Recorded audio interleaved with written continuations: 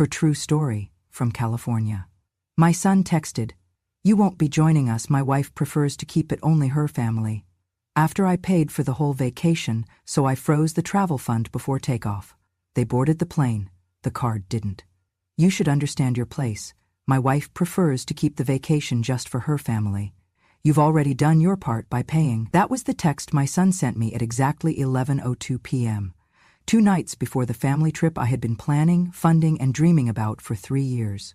I sat at the kitchen table, my reading glasses perched on the tip of my nose, the soft hum of the refrigerator the only sound in the house. I had just finished placing the last set of travel-sized sunscreen bottles into the zippered bags I had labeled by hand, one for each grandchild. My hands were still sticky with tape from wrapping little souvenir bags with keychains that said "Aloha" and "Grandma loves you." The phone buzzed again. Another message. "Don't take it the wrong way, Mom. It's not personal. It's just simpler this way." I did not reply. I stared at the glowing screen until it went dark. Then I placed it face down on the table. He didn't call. He didn't say thank you. He didn't even bother to lie with kindness. Just a cold, quiet reshuffling of family, where the woman who raised him had become, in his words, not part of her family. I had known things were changing. It wasn't just the way Tanya, my daughter-in-law, corrected me in front of the kids, or the way she rolled her eyes when I told stories from when my husband and I first visited Hawaii on our honeymoon. It wasn't even how she started hosting holidays at her mother's house and forgot to mention it until the day before. No, what told me everything I needed to know was the way she had looked past me. Not through me, but past me, like a waitress at a restaurant that had already dropped off the check. Still, I never thought Nathan would go along with it. He had once written me Mother's Day cards that made me cry. He used to bring me pink tulips every March, even when he moved out of state. When he was a boy, he told his teachers I was his best friend. I kept the picture he drew in 2nd grade, the one where I had a cape and the caption said, "My mom saves the day." Apparently, I was no longer part of that story. I looked at the small duffel bag I had packed for myself. Inside were 2 sundresses I hadn't worn in years, a photo of my late husband I planned to place on the dinner table during our night at the beach, and a small box of matches for the candle I wanted us all to light in his memory. The candle was lavender, his favorite scent. I had imagined us standing on the sand, barefoot, as the sun dipped into the ocean. I imagined my grandson holding my hand, asking, "Did Grandpa love the beach too?" And I would say he loved it enough to bring me here before we could afford it. He loved it more because he shared it with me. But that wouldn't happen now, because I wasn't invited. I had paid for the beachfront villa. I had booked the flights. I had organized the airport transfers, the luau tickets, the snorkeling lessons, the breakfast baskets. I had spent hours on the phone with a travel agent, making sure the beds were soft enough for the kids, the walkways flat enough for Tanya's mother's bad knee. And now I was a line item that had been crossed off, the ATM that wired the funds and then quietly disappeared. I sat in the kitchen a long while. The clock ticked toward midnight. The house was dark around me, but I didn't turn on the light. I let the dim glow of the under-cabinet bulbs cast long shadows over the counters I had scrubbed earlier that evening. For a moment, I felt shame. Not anger, not even sadness, just shame. The quiet, aching kind that makes you feel like a fool for hoping. I thought about calling him. I even picked up the phone. But what would I say? "That hurts?" He knew that. "You've changed?" Of course he had. "Please let me come." I couldn't beg. Not after all I had given. I set the phone back down. Instead, I got up, walked slowly to my desk in the den, and turned on my old laptop. The screen blinked awake, sluggish but familiar. I clicked open the folder labeled Hawaii Travel Fund. There it was, the total I had been building toward since the day I retired, $21,763.84. It had started with $10 bills tucked away in envelopes. Then I began selling old furniture, then tutoring English online at night. Every dollar had gone into this trip. I had set up a travel fund account, linked the payments for the villa, the airline tickets, the services. I had also set up all the cards to pull from one primary source, mine, because I trusted them, because I thought trust was something I had earned. The cursor blinked. I hovered over the button that said, "Freeze account." A simple click would pause all payments. A phone call to the travel agency would halt everything. I didn't click, not yet. Instead, I opened a blank document and I started typing something else. Not a response to Nathan, not a plea. A list. A new list. Of names. Women from the church who hadn't left the state in 20 years. My friend Carol, whose son hadn't spoken to her since she got cancer. Louise, who buried her husband last fall and still brought his photo to Bible study. Frances, who helped raise her grandkids but wasn't invited to their graduations. Beverly, who told me last month that no one had ever taken a picture of her on the beach. I saved the file. Then I went back to the bank page. I clicked freeze. A small box popped up. Are you sure you want to pause all linked transactions? I clicked yes. Another message. All linked cards will be disabled immediately. Yes. Then I sat back, closed the laptop, and took a deep breath. I picked up the souvenir bag I had made for my youngest grandson. I took out the keychain and placed it on the table. Then I unwrapped the others, one by one. And for the first time in 3 years, I let myself imagine a different kind of trip. One where I was not unwanted, not a burden, not a footnote, but a host. And I smiled. Not out of revenge, but out of something stronger. Clarity. It started with a jar. An old mason jar I kept behind the flower in the kitchen cabinet. I called it the dream jar, though nobody knew that but me. Every time I skipped buying something small, a bottle of vitamins, a movie rental, a new pair of house shoes, I'd take that money, in cash, and slip it into the jar. It wasn't much at first. $5 here, the welk there, but over time it grew, quietly, like hope tends to do. 3 years I saved. I canceled my cable. I stopped buying my favorite tea. I tutored students online for extra income, even when my joints ached and my eyes burned. I turned the heat down at night and wore double socks. I declined invitations to lunch, telling friends I had a tight month. They didn't know I was putting every dime into that jar. For what? For a memory. For one last beautiful moment as a family. Hawaii wasn't just a destination, it was a symbol. James and I had gone there for our honeymoon. We were just 24, barely married, broke as could be. We shared a single suitcase and split sandwiches at lunchtime. He got sunburned so badly on the second day, he wore a bedsheet like a cape for the rest of the week. We laughed more than we ever would again. After he died, I made a quiet promise to myself. I'd take the family there. I'd let the grandkids see what he saw. Let Nathan feel the sand his father once walked. Maybe it would reconnect us. Maybe it would remind him of where he came from, of who loved him first. So I planned. I researched villas that could house all 9 of us. I called the travel agent a dozen times to ask about bed arrangements, dietary needs, and wheelchair access for Tanya's mother. I ordered custom t-shirts with everyone's name and the words, "Family is Forever, 2023, printed across the front.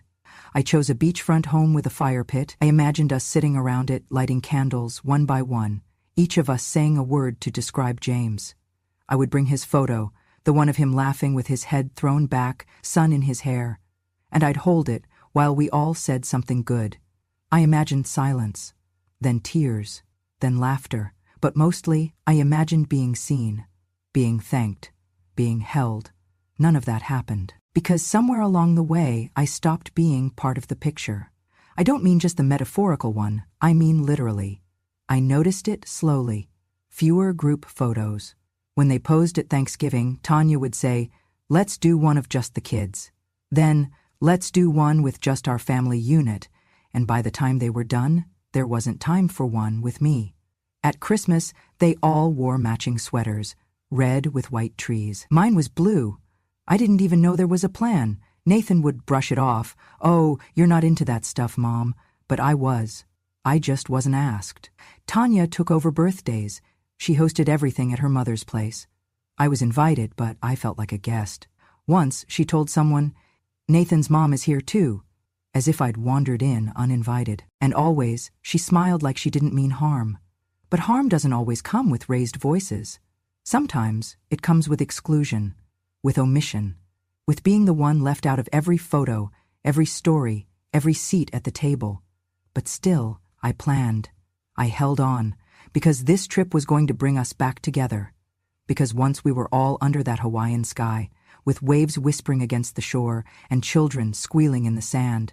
Maybe love would be enough to remind them. That was the story I told myself. That was the dream I built out of sacrifices, small and silent, until that text, that single text that turned a 3-year dream into a 3-second dismissal. You've already done your part by paying. Suddenly, every skipped tea, every cold night, every tutoring hour spent squinting at a screen felt foolish. I hadn't been building a bridge. I'd been building a pedestal, one they never planned to visit. I thought of the candles I'd packed, of the moment I imagined us holding hands by the fire. But the truth hit me like a wave breaking sharp against rock. They didn't want my stories. They didn't want my memories. They just wanted my money. And now that they had it, they wanted me to disappear. That night I went to the closet and unpacked my bag. I set the lavender candle on the table beside James's photo. Then I sat in the quiet and asked myself something no mother should ever have to ask. When did I become a burden in the family I built? The morning after the text, I woke up earlier than usual. Not because I had anywhere to be, but because I couldn't sleep. I kept hearing his words in my head. Not even his voice, just the words. Cold, typed, delivered through a screen. You've already done your part by paying. I moved through the house like a ghost, folding the same blanket twice, straightening picture frames that were already straight, wiping the kitchen counter though it was spotless. The silence clung to me. It hummed in the walls. Later that afternoon, I opened my email to check a grocery receipt, and that was when I saw it. Subject, Final Itinerary, Hawaii Family. Passage, sent from the travel agency. I clicked it without thinking. A full breakdown of flight schedules, villa check-in times, excursions, dinner reservations, rental car pickups, everything I had worked so hard to organize. I scrolled slowly, eyes scanning for confirmation of what I already suspected but hadn't wanted to face. There were 8 names. Nathan, Tanya, their 2 kids, Tanya's parents, Tanya's sister's boyfriend, not mine, not Mom, not Marilyn, not anywhere. 8 plane tickets, 8 lay greeting passes, 8 guests registered at the villa. I was not one of them. I stared at the screen, my hand hovering over the mouse. Then I zoomed in. Maybe there had been a mistake. Maybe I was under guest 9. Maybe they'd added me separately. Maybe, but there were no other attachments. No side bookings, no separate confirmation. Just 8. I sat there for a long moment. Then I closed the laptop gently, like it might break if I moved too fast. That evening, Tanya called. Not Nathan, Tanya. Her voice was overly cheerful. We're just wrapping up packing, she chirped. I hope everything's set on your end money-wise. I think the final payment hits tomorrow, right? I didn't answer right away. Then I asked softly, Is there anything you need me to bring? A pause. A sharp, awkward silence. Bring, she echoed. Oh, no, you don't need to bring anything. I pushed gently. Just wondering if I should pack any games for the kids or snacks for the flight. I know sometimes they get motion sick. She cut me off, still smiling, but with steel in her voice now. Marilyn, we've got it all handled. You really don't need to worry. In fact, we were thinking it might be best if you took this trip to rest. Stay home. Focus on you. She didn't say it with malice, but the finality was there. They had planned the whole thing with me excluded, and were now pretending it was for my own good. After the call ended, I stood in my kitchen, staring out the window at the bird bath James had installed 20 years ago. The water was still, not a ripple. Just like me. Not angry, not shocked, just still. I walked to the closet, pulled down the small fireproof lockbox, and opened it. Inside were the documents I'd kept since opening the travel fund, the account I created, the account I funded, the account linked to every single booking. I flipped through the forms. There it was in bold letters, account holder Marilyn Rose Monroe, authorized users none, no co-signers, no shared ownership, no alternate access. I sat down and opened my banking app. There it was. Travel fund, $21,763.84. Status, active, linked cards. 6 primary billing owner, me. That's when I started thinking about how easily they had erased me. How confidently, how they had spent my generosity like it was their right, and discarded my presence like it was a burden. I was never meant to go. They just needed the money. It had never been our vacation. It was a transaction. and I had been the bank. But the thing about banks is, they can close. I did not make any decisions that night. Instead, I turned off the phone, made myself a cup of peppermint tea, and sat with it. I let myself feel it fully, not just the insult, but the clarity. They did not forget me. They omitted me. And worse, they assumed I would be too passive, too old, too grateful for crumbs to notice. They thought I'd stay in the shadows and smile anyway. They forgot who raised them. I closed the app, and for the first time in months I slept through the night. I didn't yell. I didn't cry. I didn't call anyone to announce what I'd discovered. No dramatic phone calls, no explosive accusations. I simply made tea, sat in the chair James used to call the lookout, and stared out the window while my laptop blinked awake beside me. The house was still. No TV, no radio, just the wind tapping against the pane, and the occasional hum of the fridge. And in that silence, something inside me settled, not like calm, but like stone. I was no longer confused. I was no longer waiting for an apology. I was planning. I opened the banking application and scrolled to the travel fund section. My name was still at the top, account owner. I checked the linked cards, 6 in total. 1 for the resort, 1 for the car rental company, 1 for the airline, 3 for incidentals, food, excursions, entertainment, all set to auto-draw from the same source, my fund. I clicked the Settings tab. There it was, Transaction Lock Freeze Mode. I hovered over the toggle. A small note beneath it read, "Activate this setting to pause all outgoing charges from this account. Linked cards will be disabled. No new charges can be authorized without account owner verification." 1 click. That was all it would take. But I didn't click it yet. Instead, I opened another tab, the one for my calendar. I marked the departure day with a red circle. They were scheduled to leave LAX at 10:45 IEM, local time. If they arrived 2 hours early for check-in, that meant I'd want the freeze to begin at around 8:15 IEM, just as they queued up at the gate, confident everything had been paid for. That would be the moment the cards stopped working. But only if I told them not to. Only if I held the silence long enough. Still, I didn't press the button, not yet, because once you decide to stop playing the role people assign you, the good mother, the generous grandmother, the smiling supporter who never asks for anything back, there's no returning to that mask, and I wanted to be sure. So I gave them one last chance. Just one. I sent a message to Nathan, simple, soft. Me. Let me know if you'd like any help with the kids' bags or snacks before the trip. I can bring some extra motion sickness bands for Olivia. No reply. An hour passed. 2. I could see that the message had been read. Still nothing. No thank you. No acknowledgement. No we appreciate you. Just nothing. That's when I knew. There was no misunderstanding. This wasn't about miscommunication or forgetfulness or Tanya's preferences. This was about entitlement. About the quiet cruelty of people who think love is a one-way transaction. I was the vault, and they were cashing out. But not anymore. I returned to the banking app. My finger hovered again. Then, without hesitation, I clicked. The icon turned blue. The message updated. Freeze mode activated. All transactions are now paused. Manual authorization required to resume. Done. I stared at the screen for a moment, letting it sink in. There would be no confirmation email sent to them, no alert, no warning. They would find out the way I found out I wasn't invited, in the most silent, undeniable way possible. I leaned back in my chair, took a sip of tea and exhaled. It was not revenge. It was reality. A reality they chose.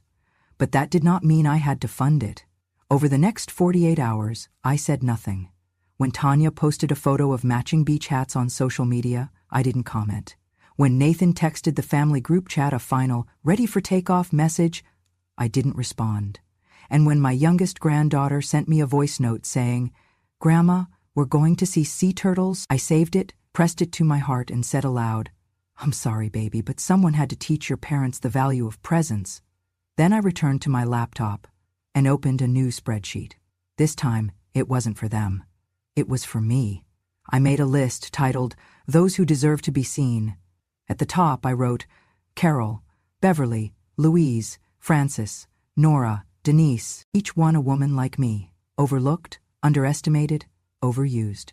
and beneath each name I began mapping what a vacation could look like, not for reward, but for restoration, not out of pity, but out of power, because if I was going to be the one holding the checkbook, I would decide who was worth the trip.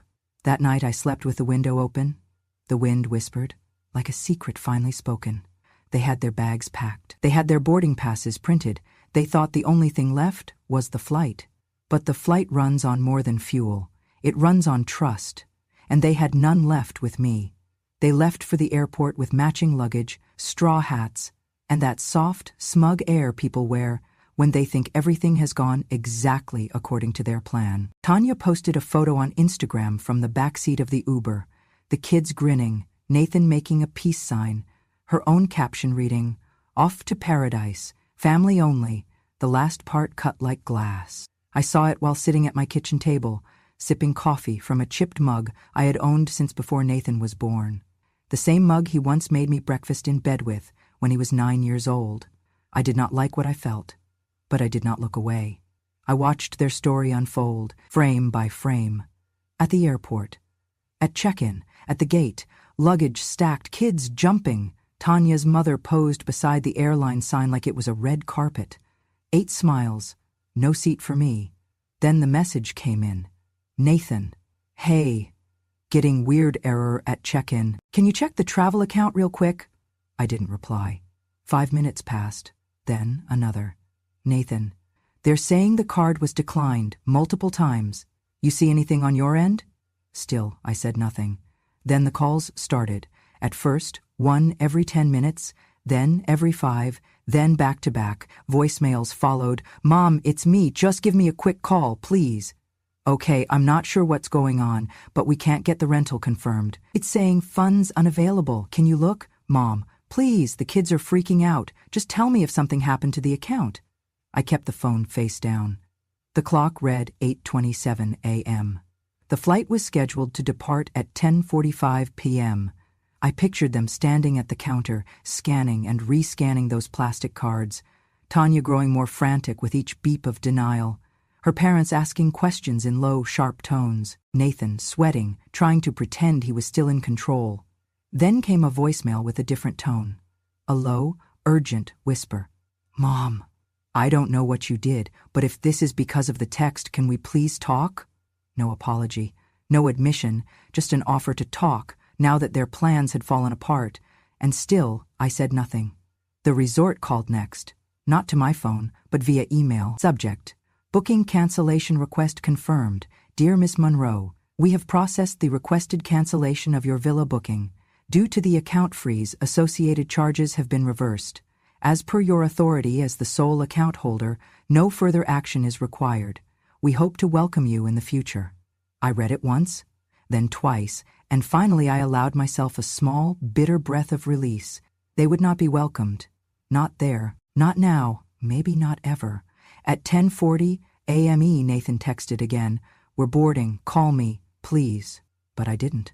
They took off without a place to land, because money is only a guarantee when backed by trust, and they had broken theirs. By noon I had over 50 missed calls. From Nathan, from Tanya, even from her mother. I didn't listen to any more voicemails. I went for a walk instead. The air was warm, birds chirped. A neighbor waved and asked if I was heading anywhere for spring break. I smiled and said, "Not yet, but soon." When I returned, the phone had finally stopped ringing. Instead, there was one new message. "Nathan, look, if this was about what we said, maybe we messed up, okay? I don't know, things got twisted. But the kids are here, they're excited. We can still fix this. Please, just unlock the account. I promise we'll talk everything through when we get back." I stared at the screen. They wanted the vacation and postponed the apology. They wanted forgiveness without confession. They wanted me to fund their joy while they exiled mine. So no, I did not unlock the account. I did not answer the message, and I did not explain myself. Because I owed them nothing. Because sometimes silence is the only reply strong enough to be heard. The refund arrived 2 days after their flight. It came in small notifications, one by one. First the resort. Then the rental car company, the airline taxes and fees, the tour packages, the private chef deposit, the lays, the luau, the snorkeling excursion, all returned, all reversed, all mine again. My travel fund account, once drained by love, was full again. But this time, love would not be blind. This time, I would spend it differently. Not for appearances, not for people who viewed me as a wallet with wrinkles. This time, I would spend it on those who knew what memory was worth, because they too had lived lives of giving without being seen. I opened my notebook, the same one I had used to write down James's favorite songs, his old fishing recipes, and the names of every grandchild. I flipped to a clean page and wrote 3 words at the top: The Forgotten Women. Underneath, I began listing names. Carol from church, a widow whose children hadn't visited in 5 Christmases. Frances, who still wore her wedding ring, even though her husband had left her 30 years ago. Beverly, who cared for a brother with dementia and slept on a cot beside his hospital bed. Nora, who once told me, the worst part of old age isn't the pain, it's the invisibility. Lucille, my old neighbor, a retired librarian who'd never seen the ocean. And Dottie, who had once given me a ride to the clinic when I twisted my ankle and never let me repay her. I made 6 phone calls. Each conversation was the same, hesitant hellos, followed by stunned silence, then disbelief. You want to take me where? Hawaii, dear, for 1 week. No catch. But why me? Because someone should. Because you matter. I made the bookings under my own name this time. 1 villa, 6 women, 7 days. No tags, no hashtags, no family-only captions. I called the travel agent and gave her different names. I asked for separate beds and 1 large table with enough space for all of us to sit together every night. Then I went to the box beneath my bed. Inside was the photo of James I had planned to place at the head of our family table. His smile still strong, still mischievous, still mine. I had the photo enlarged and framed. Not in gold, but in soft walnut, the kind of wood that grows darker and more beautiful with time. I packed it in bubble wrap and placed it carefully in my suitcase. When we arrived at the villa, a place perched above the ocean, where palm trees swayed like slow dancers and the salt air kissed your skin before you knew it, I walked through the front door and set that photo on the dining table. No one questioned it. No one asked me to move it aside. That night, we sat together under hanging lights, the sound of waves whispering through the open doors. Carol wore a bright scarf and kept refilling everyone's wine. Beverly toasted to finally being somewhere I didn't have to clean after. Frances cried when she saw the view from her window. We didn't talk about who forgot us. We talked about who we remembered. We didn't compare scars. We showed each other the strength beneath them. And James, my James, watched it all from the center of the table, his smile never fading. Each night, we lit 1 candle beside his photo. Each woman said 1 thing they wished someone had told them when they were 30. I see you. You're allowed to rest. You don't have to earn love. Your story matters. You are not a burden. You are never invisible. On the last night, we walked the shore in silence. The stars were so close, it felt like you could reach up and tuck one into your pocket. The water curled around our ankles. The moon made silver of every wrinkle and curve and scar. I looked around at the women beside me, women who had given without asking, loved without limit, endured without applause. And I realized something. I hadn't just taken them on vacation. I had brought them home. To each other, to themselves, to the reminder that memory, when shared with the right people, becomes more than a flash in time. It becomes legacy. The email arrived 3 days after they returned. I had just come back from a morning walk, the ocean still whispering in my ears. My suitcase was halfway unpacked, with a half-eaten pineapple wrapped in the fridge, and the scent of plumeria still clinging to my clothes. I sat down at my desk, opened my inbox, and there it was. Subject: Just want to clear the air, from Nathan. I stared at it for a long moment before clicking. Hi, Mom, we're back now. It was, well, not quite what we imagined. A lot went wrong, obviously, and I guess some of that was our fault. I'm not saying everything was handled perfectly. Maybe things could have been communicated better. Tanya says hi, by the way. She was really stressed and didn't mean to exclude you like that. I think maybe she just wanted the trip to feel a certain way. You know how she gets about structure. Anyway, I've been thinking, maybe we weren't fair. Maybe we messed up. But we're home now and trying to sort through a lot. Honestly, the kids are confused, and we're trying to shield them from too much drama. That said, we're in a bit of a bind financially.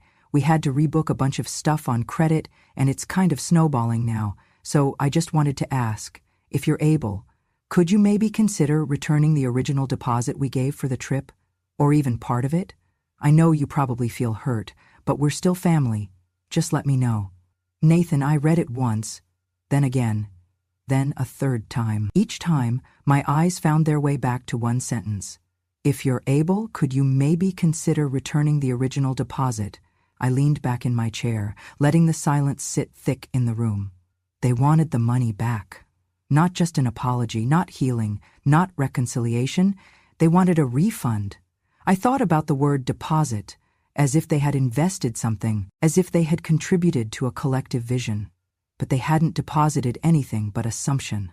Assumption that I would pay, that I would remain silent, that I would feel grateful to be included, even on the outskirts.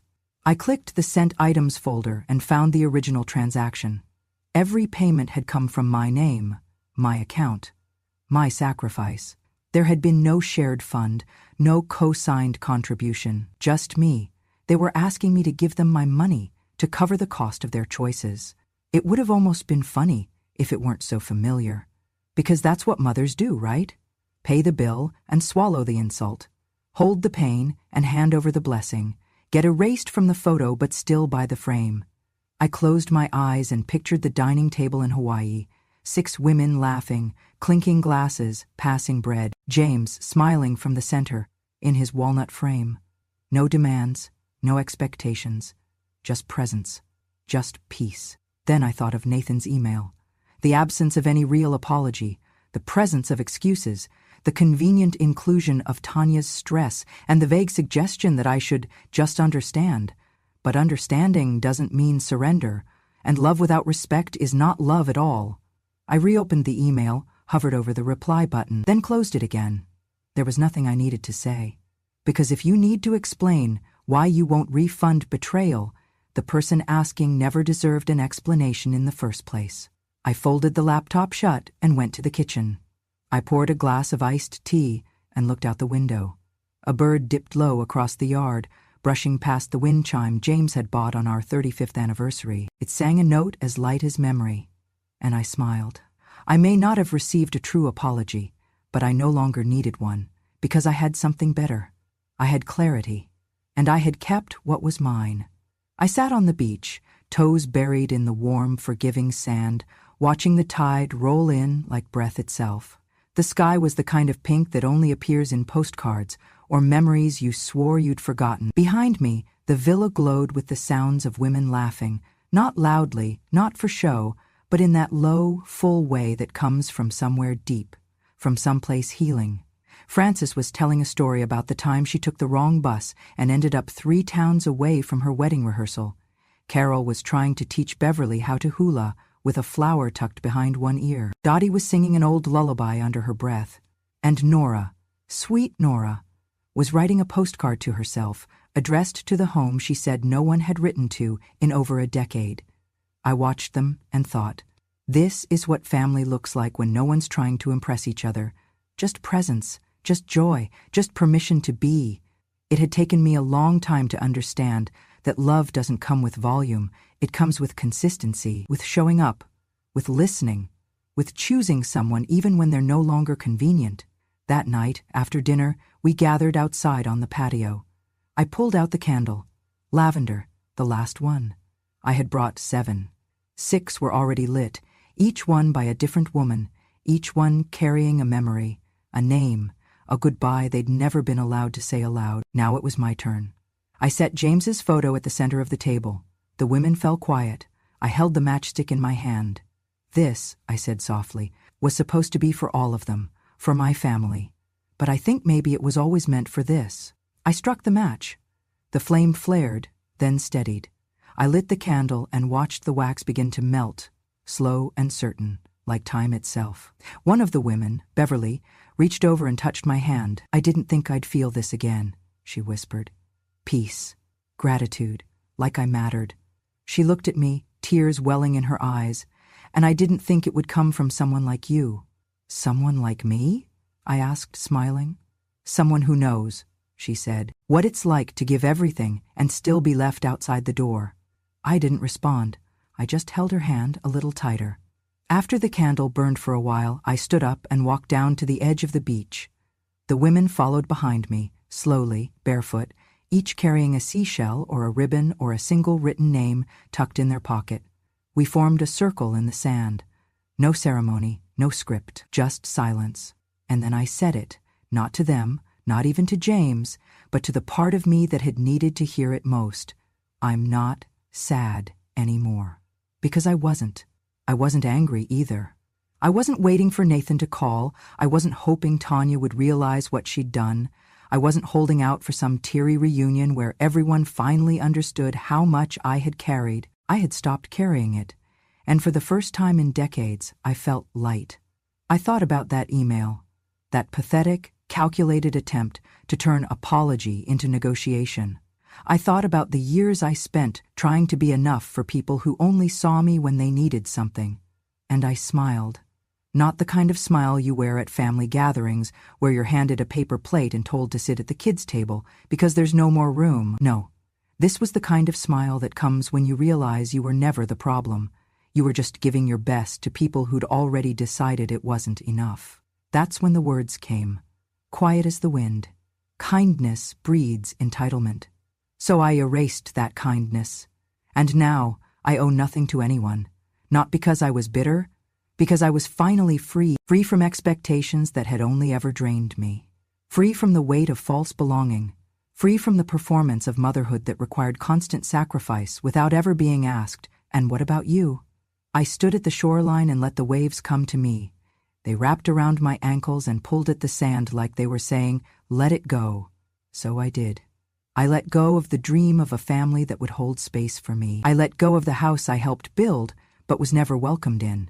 I let go of the quiet, endless reaching for approval I'd already earned 1,000 times over.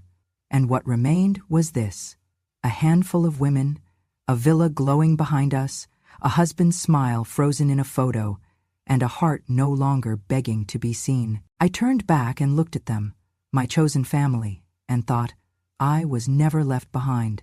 I simply found the ones who were walking my way. If this story touched something deep in you, if you've ever poured your heart into a family that forgot you, if you've ever been erased and had to write yourself back in, then you belong here. This is Grandma True Stories, where silence becomes strength and memory becomes power. We tell the stories no one else dares to, of mothers discarded, of women who endured, of legacies rebuilt, not with noise, but with truth. So if you believe kindness isn't weakness, but wisdom that waits, if you believe that being forgotten isn't the end of your story, but the start of a better one, subscribe to Grandma True Stories today. Because when a grandma speaks, the world finally listens.